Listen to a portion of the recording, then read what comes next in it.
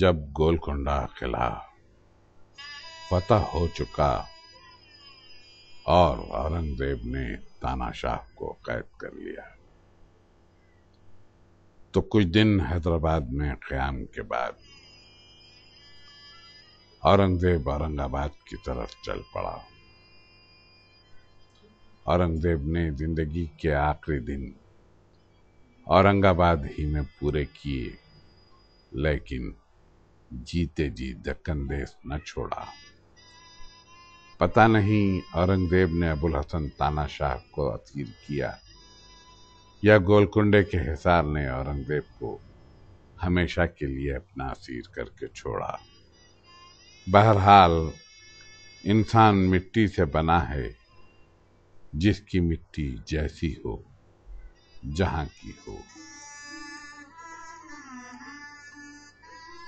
نادر شاہ جب دلی لوٹ کر واپس لوٹا تو نظام الملک کا دل دربار کے سازشی ماحول سے اوب چکا تھا۔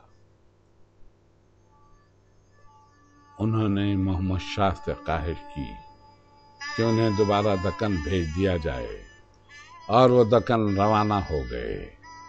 ایک روایت ہے کہ اورنگ آباد کے قریب ہی ان کی ملاقات حضرت شاہ عنایت سے ہو گئی، جو ان کے پیر و مرشد حضرت جان اللہ شاہ کے خلیفہ تھے۔ انہوں نے قمر الدین خان نظام الملک کے چہرے پر بھوک کے آثار دیکھ کر انہیں روٹیاں پیش کی۔ نظام الملک نے ان میں سے 7 کلچے نوش کیے۔ اس کے بعد حضرت شاہ عنایت نے پیشن گوئی کی کہ اقتدار ان کی 7 نسلوں میں باقی رہے گا، اس لیے آصف جاہی حکومت کے زرد پرچم پر اوپر عظمت للہ، درمیان میں روٹی کا نشان اور نیچے بادشاہ کا نام رہتا ہے۔ حیدرآباد کے پرچم پر روٹی کا نشان اس علامت کے طور پر ہے کہ رعایا کے ہر فرد کو روٹی فراہم کرنا حکومت کی ذمہ داری ہے۔ ایک ذمہ دار حکومت کے شعار کی اگر اس سے توثیق ہوتی ہے تو یہ پیام بھی ملتا ہے کہ ہر حکومت کو یہ شعار اپنانا چاہیے۔ آصف جاہی پرچم کا رنگ زرد تھا، رنگوں کی بھی اپنی ایک زبان ہوتی ہے۔ اس دور میں عوام بھی خوشحال رہے۔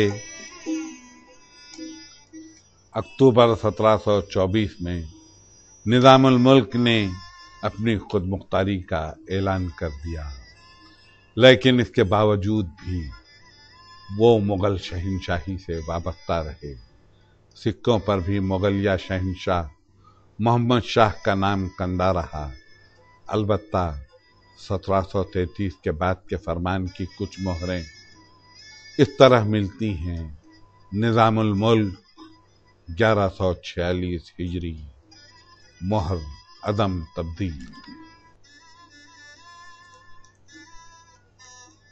آخر کار 4 جمادی الثانی 1161 ہجری مطابق 22 مئی 1748 کو آصف جاہ اول کے چراغ حیات کی لو گل ہو گئی، انہیں سپرد خاک کر دیا گیا۔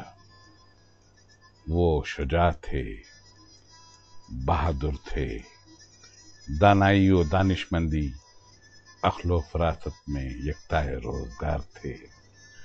تمام عمر آسمان کے نیچے آسمان کی طرح رہے۔ ان کے دوسرے بیٹے ناصر جنگ نہ صرف دکن میں مقیم تھے بلکہ امور سلطنت میں بھی باپ کے شریک تھے۔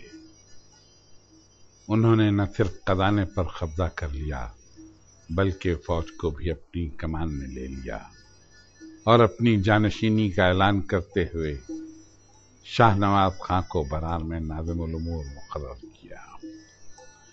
مظفر جنگ جو آصف جاہ اول کے چہیتے نواسے تھے اور بیجاپور کے صوبیدار بھی، انہوں نے رامداس کو اپنا وزیر مقرر کرتے ہوئے دکن کی صوبیداری کے دعوے دار ہوئے۔ انگریز ناصر جنگ کے ساتھ ہو گئے، جبکہ فرانسیسی مظفر جنگ کے نہ صرف ہم نوا ہوئے بلکہ مظفر جنگ نے آصف جاہ اول کی وصیت بھی عام کر دی، جس کی روشنی میں مظفر جنگ کو ان کا جانشین قرار دیا گیا۔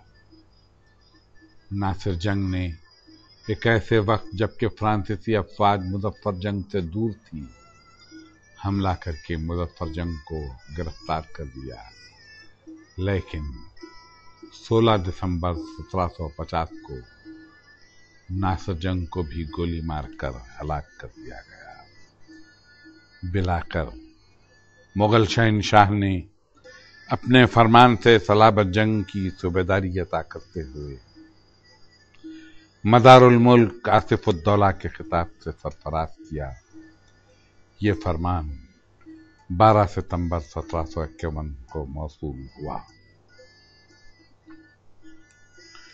صلابت جنگ کے دور کی یادگار شہر حیدرآباد میں آج بھی چو محلہ کی صورت میں موجود ہے۔